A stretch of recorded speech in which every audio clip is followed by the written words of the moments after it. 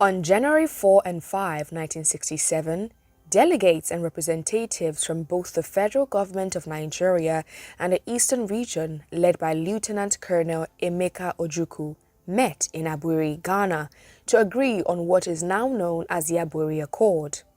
The meeting at Aburi was supposed to be the last opportunity to avoid any conflict or civil war. Unfortunately, it was not to be.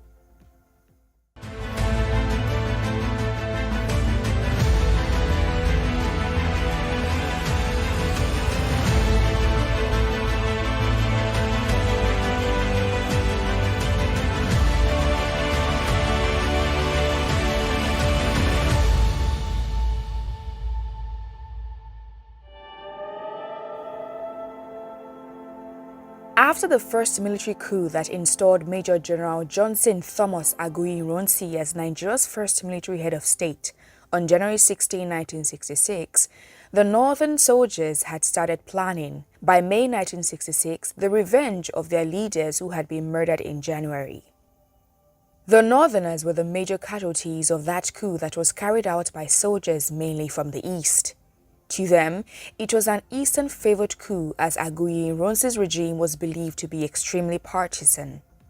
This highlighted the feeling of insecurity of other groups. It created more problems than it solved old ones, which led to severe criticism of the Supreme Commander. The general himself may not have been necessarily nepotistic. Rather, he failed to see the sectional and clannish implications of events, policies and appointments that were made during his tenure of office.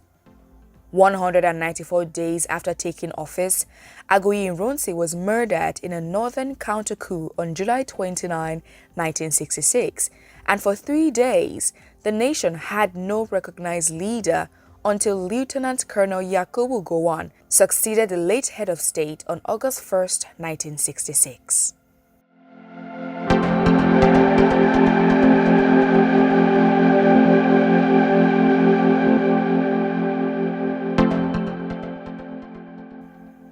The immediate significance of the July coup was that it forced a return to an ethnic balance within the army, as neither the major ethnic groups, Hausa or Yoruba, was placed in power, but a minor ethnic group from the northern region in present-day Plateau State.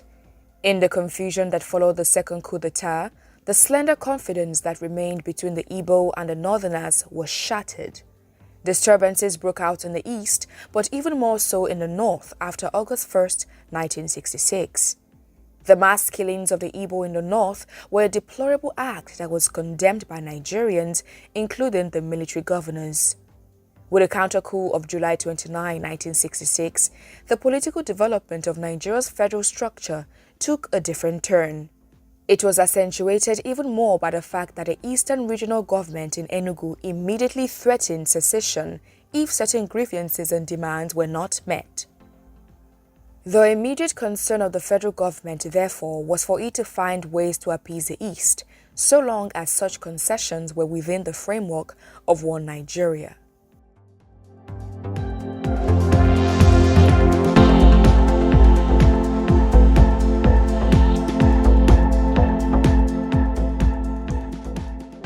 Claiming he was not safe outside the East, the Eastern Military Governor, Lieutenant-Colonel Emeka Ojukwu, refused to leave the region for any meeting anywhere in Nigeria.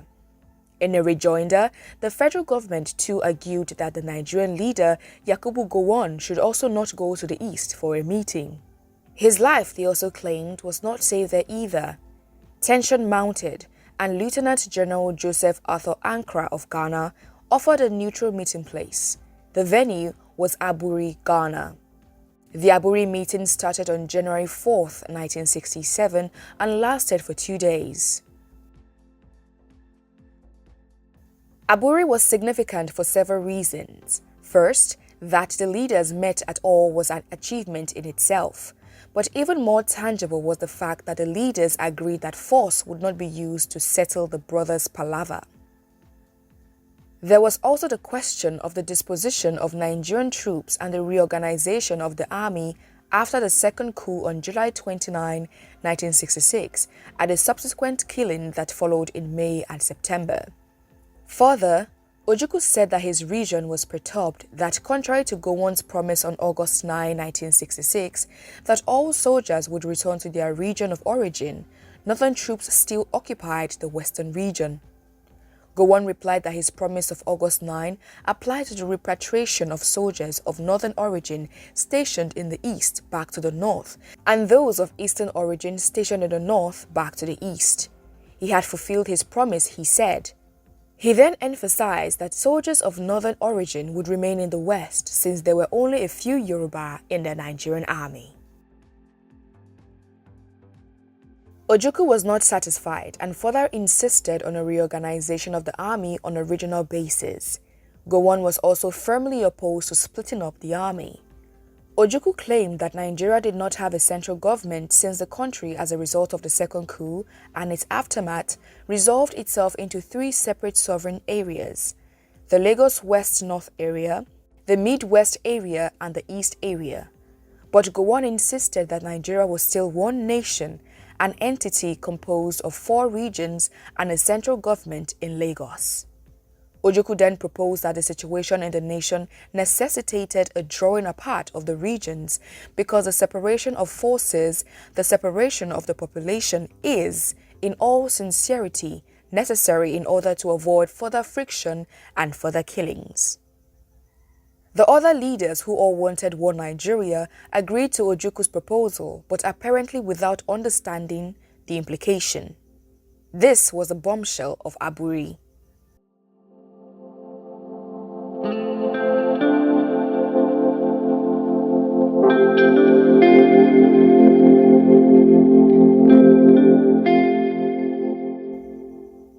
By agreeing to Ojukwu's argument that the region should first pull apart in order to stay together, the other leaders in effect sanctioned Biafra's secession, hence the end of Nigeria as a single nation.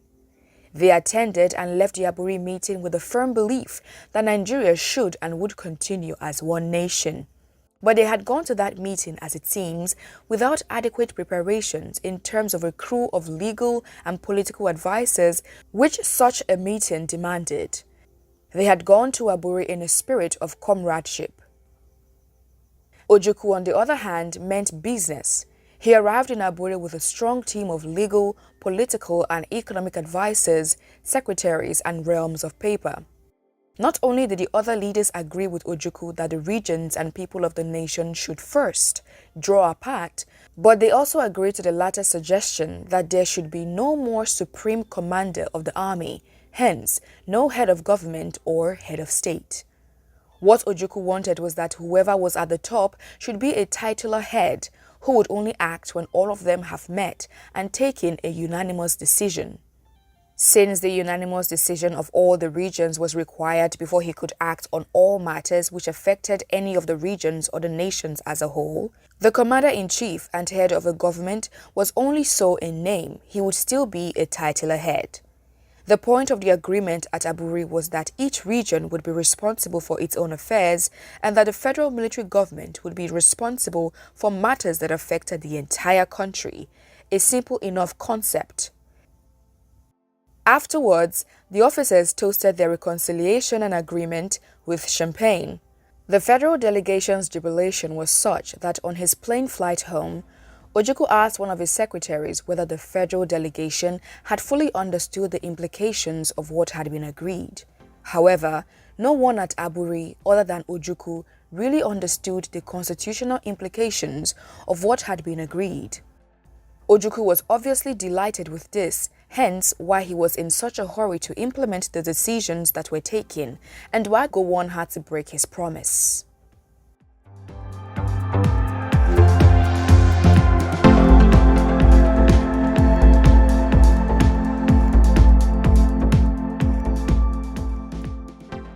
Federal permanent secretaries, who headed the various ministries of the government as of then, as well as political and legal experts in the country, were appalled at the content of the Aburi Agreement when their leaders returned home. The permanent secretaries met on January 20, 1967 to evaluate the agreement, and they rightly argued that the title of Commander-in-Chief was a subtle way of either abolishing the post of the Supreme Commander or declaring it vacant now that its previous occupant, Major General Aburi Ironsi, was dead. They further reported that the proposal that all appointments to top posts in the military, civil service, and the diplomatic corps be unanimously approved by the Supreme Military Council would tend to paralyze the functions of the Federal Public Service Commission. They also noted that the allegiance and loyalty of the regionally appointed officers of the federal government would be to regions, meaning in effect that there would be no federal public service. The summary of their report was that the Aburi Agreement summed up to a confederation. The leaders themselves were shocked. Then, from February 16 through February 18, 1967, Lieutenant-Colonel Gowon summoned a meeting of the Secretaries to the military government and other officials which was held in Benin City over a memo one of the permanent secretaries had written concerning the Aburi Accord. The memo traced the long, hard road that Nigeria had traveled and stressed the need to keep a united nation. The permanent secretary who wrote this memo was Prince Solomon Akenzuwa, who later, as Erediawa I, became the 39th Oba of Benin on March 23, 1979. However, Prince Akenzuwa was an outstanding civil servant. In fact, he rose to become the Federal Permanent Secretary, Ministry of Health, before he retired in 1973. Akenzuwa in the memo said that Gowon had given too much away in Aburi and that it would lead to the destruction of the country. He also said that Gowon had legalized total regionalism, which would make the center very weak. Prince Akenzuwa further alluded in his memo that a weak center would lead to a confederation and a total disintegration of Nigeria. The shocking revelation of the meeting of the Aburi Agreement overshadowed some of the important decisions the leaders agreed to at Aburi in their search for peace and for a new basis of a stable federal union, or at least a national unity. Aburi on the whole was a big success, but the interpretation of what transpired at the meeting devalued the success. Ironically, implementing the decisions agreed on at Aburi was necessary. Ojukwu then set March 31, 1967 as a deadline for the unilateral implementation of the Aburi Accord. Gowon, on the other hand, broke his promise and restated that the constitutional changes the East proposed would not work because such changes would result in the end of Nigeria as a single nation. As Prince Akenzuwa had written in his memo, Gowon had given too much away in Aburi that would have led to the destruction of the country. He legalized total regionalism, which would make the center very weak. And a weak center would eventually lead to a confederation and total disintegration of Nigeria.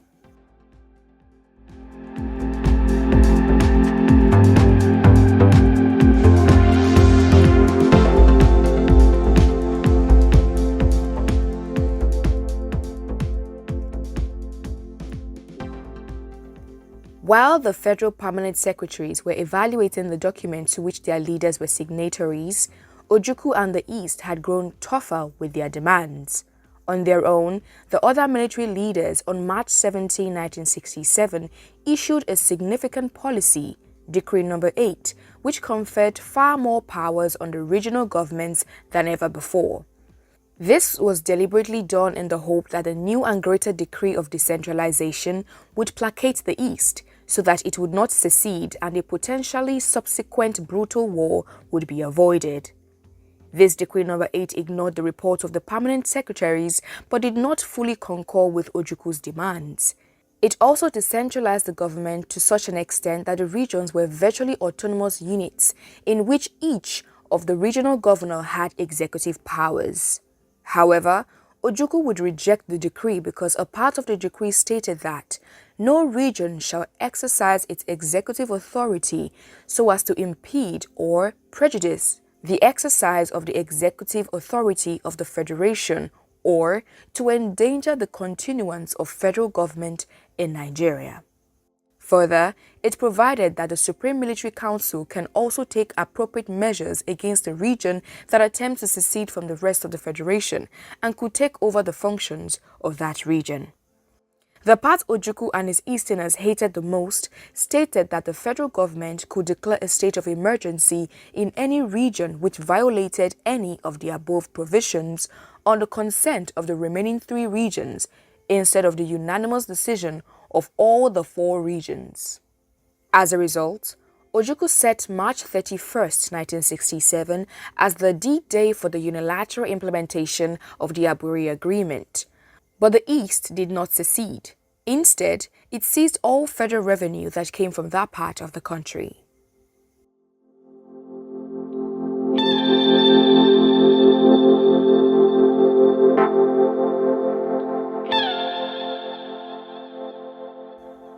In the meantime, the Yoruba people were dissatisfied with the presence of troops of northern origin who occupied the western region, and the decision to recruit Yoruba people into the army did little to ease those feelings.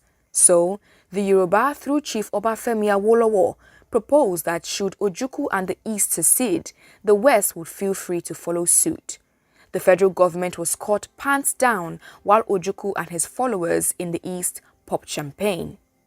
While the federal government was still trying to steady itself from these revelations, the northern leaders made an astonishing suggestion: the creation of more states. The nation was stunned. The question of the creation of more states, particularly in the north, had been a perennial issue which northern politicians had always resisted. Thus, southerners had accused the north of trying to dominate Nigeria forever. They also believed that the Nigerian crisis would be over if the North accepts that power can be shared. Breaking up the North into more states, which was what the East and other parts of the nation wanted, would provide the answer. The Northern decision was a pleasant surprise to most of the nation, particularly the minority people of the North, that is, the Middle Belt areas and those of the Cross River, Ogoja Rivers area, which Ojukwu would later claim as part of Biafra. Because of this, Ojukwu did not agree to the Northern Declaration for the creation of more states. The Yorubas, who had been one of the ardent advocates for the creation of more states, felt pleased with this unprecedented northern move, and they eventually threw their support behind the federal government. Now energized, the federal government was ready for a showdown with Ojukwu as the authorities in the eastern region executed some acts which provoked the federal government.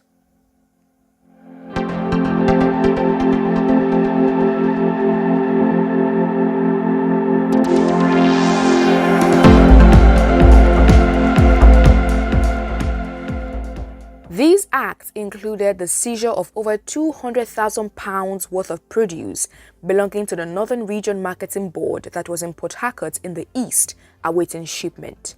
The confiscation of the 1/3 of the entire rolling stock of the Nigerian Railway, as well as 115 oil tankers. Other acts included the seizure, also at Port Harcourt, of a Nigerian Airways DC-3 aircraft that had left the Ikeja airport earlier on the same day on April 5, 1967. A week later, 3 Igbo gunmen in civilian clothes hijacked another plane belonging to Nigeria Airways, which was flying from Benin in the Midwest region to Lagos. The federal government immediately halted all further flights to the eastern region. Terrorist activities in Lagos and other parts of the country heightened tension. Before long, the sanctions against the East were beginning to bite as a result of an economic blockade of the eastern region in early May 1967. A few days later, on May 26, 1967, Ojukwu addressed the East's Consultative Assembly consisting of some 300 delegates from all provinces in the East. He declared, and I quote, "There is no power in this country or in all of Black Africa that would be able to subdue us by force." End of quote. It was left to the Assembly, Ojukwu continued, to choose one of these 3 alternatives. 1. Accepting the terms of the North and Gowon and thereby submitting to the domination of the North. 2. Continuing the present stalemate and drift. Or 3. Ensuring their survival by declaring their autonomy. The Assembly got the message. For whatever it was worth, it gave Ojukwu the powers and urged him to declare at an early practicable date for Eastern Nigeria as a free, sovereign and independent state by the name and title of the Republic of Biafra.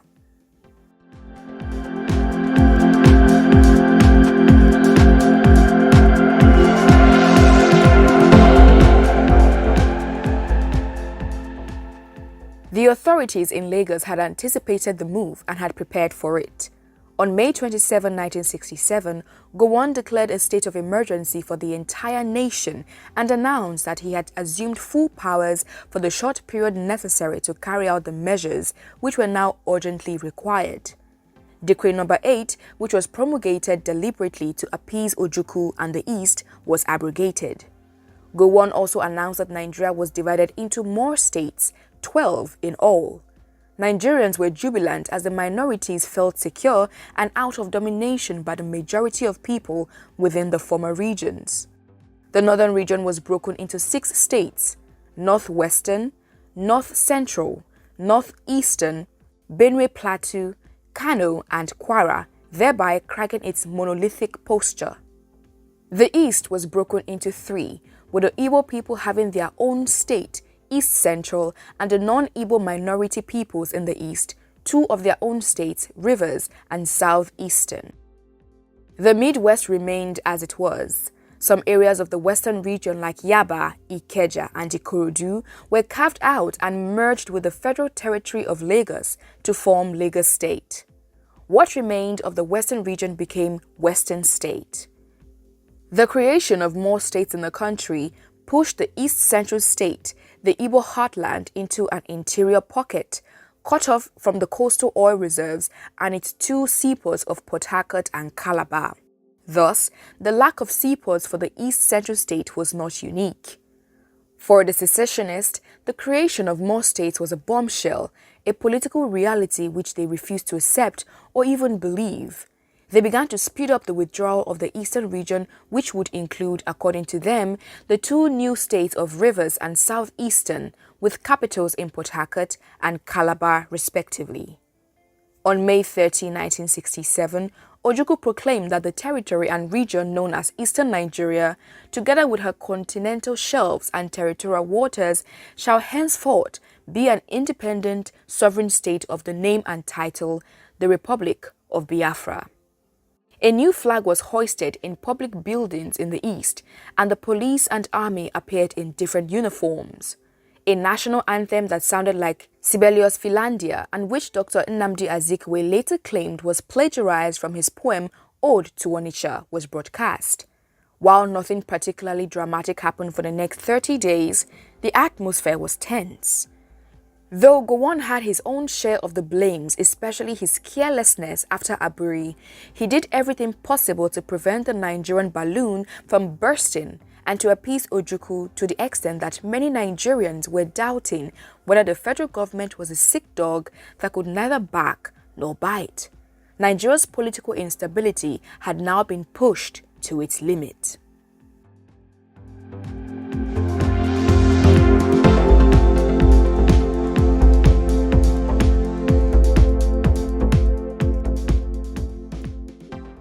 On July 6, 1967, the federal government mounted what she initially termed a police action to arrest the secession.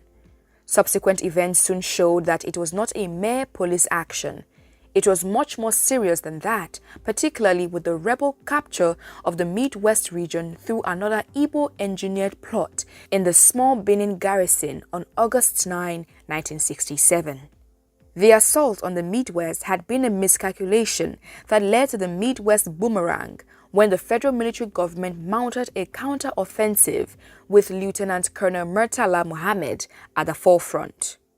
The secession was now such that it could not be stopped by just a police action, and the result was a 30-month cruel civil war in which over 1 million innocent civilians' lives were lost, equipment worth billions of dollars wasted, and thousands of stalwart soldiers on both sides dead. You can check out the full story on the Nigerian Civil War in our next episode.